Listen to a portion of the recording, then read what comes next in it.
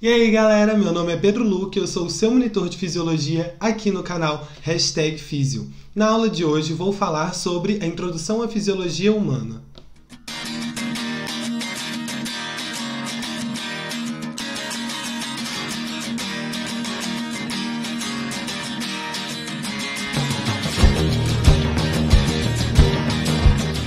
Eu quero falar para você sobre a unidade viva básica funcional do nosso corpo, a célula. Temos diversos tipos de célula no nosso corpo e cada uma possui uma determinada função. Por exemplo, no nosso fígado temos os hepatócitos, no nosso pulmão temos os pneumócitos. Apesar das diferenças morfológicas e funcionais entre elas, também temos características em comum. Por exemplo, a produção de energia. A moeda energética da célula é principalmente o ATP. Além disso, quase todas as células têm a capacidade de reprodução.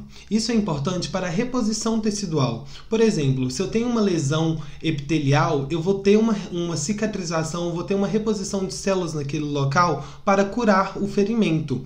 E também em condições normais de envelhecimento que criam uma apoptose naquele local. Eu também vou ter essa reposição celular. Continuando nesse sentido das células, temos que pensar em dois líquidos principais, o líquido intracelular e o líquido extracelular, o famoso leque e o famoso leak. O líquido intracelular, como o nome já diz, é aquele líquido que está dentro das nossas células. Ele representa cerca de 2/3 dos líquidos do nosso corpo. E o líquido extracelular é aquele líquido que está fora da célula. E é interessante a gente pensar que, como ele está fora das células, todas as células vivem no mesmo meio, e ele é chamado também de meio interno. É muito importante termos em mente a concentração do leak e do leque. O que compõe esses líquidos do nosso corpo? Na próxima aula vamos falar de potencial de ação. Então temos que ter muito claro na nossa cabeça a composição entre os dois para entendermos todo esse processo. O leque é o líquido composto principalmente por íons sódio, cloreto e bicarbonato, além de nutrientes como carboidratos, aminoácidos e ácidos graxos. Já o leak, ele tem em maior concentração íons potássio, magnésio e fosfato.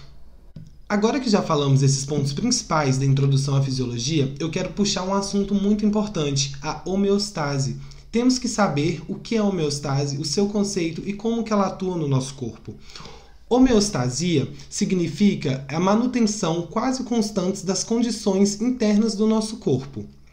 Os pulmões, por exemplo, fazem a reposição de oxigênio no leque para ser transportados para os tecidos. Os rins mantêm as quantidades de íons equilibradas e o sistema gastrointestinal fornece nutrientes para as nossas células. Já a doença é a ruptura da homeostasia. Porém, eu ainda tenho mecanismos homeostáticos que tentam compensar essa situação adversa a qual o corpo está sofrendo. Em alguns casos, essas compensações podem vir a ser prejudiciais. Pensa comigo, em uma doença renal, onde eu tenho menor excreção de água e íons, eu vou ter que aumentar a minha pressão arterial.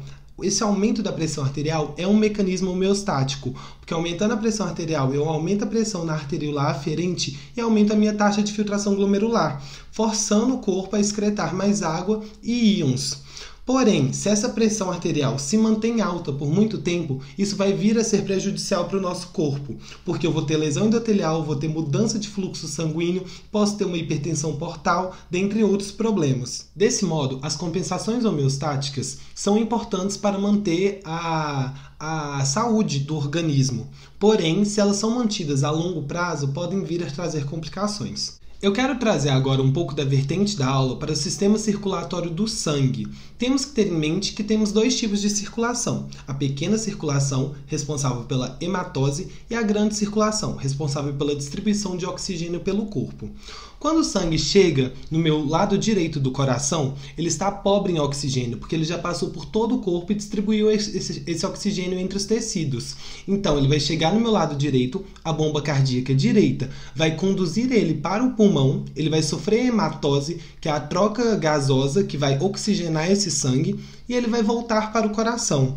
Quando ele volta para o coração no lado esquerdo, ele vai ser conduzido pela bomba cardíaca esquerda para o resto do corpo para levar esse oxigênio aos tecidos.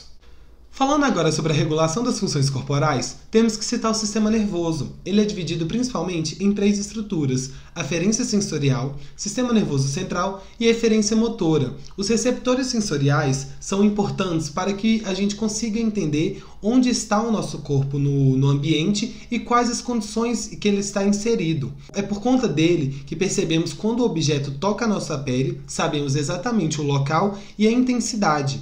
Os olhos são órgãos sensoriais que nos permitem ter a visão. As orelhas conduzem as ondas sonoras para que interpretemos a audição. O sistema nervoso central é dividido em encéfalo e medula, e o sistema nervoso periférico é dividido em nervos, terminações nervosas e gânglios. Um importante regulador homeostático é o sistema nervoso autônomo. Ele é a parte eferente do sistema nervoso visceral. Todo o sistema nervoso vai ser discutido mais detalhadamente nas próximas aulas. Não percam! O sistema nervoso hormonal também é um importante regulador das funções corporais, porque é a partir dele que serão liberados hormônios para atuarem nas células-alvo, causando uma função específica daquela célula. Por exemplo, a insulina é importante para auxiliar na internalização da glicose, promovendo a glicólise e, consequentemente, energia para o corpo. Vamos falar agora de proteção do corpo. É indispensável a gente citar o sistema imunológico. Ele tem a capacidade de nos proteger contra patógenos, como, por exemplo, bactérias, vírus e parasitas. Além disso, ele tem a capacidade de distinguir uma célula própria de uma célula ou substância estranha. Ele causa uma fagocitose de invasores, cria leucócitos sensibilizados e anticorpos. Junto a ele, temos o sistema tegumentar, que também tem grande importância na proteção corporal, pois ele recobre todo o nosso corpo, difere o meio interno do meio externo, protege tecidos mais profundos e órgãos, além de regular a temperatura corporal e auxiliar na excreção de resíduos.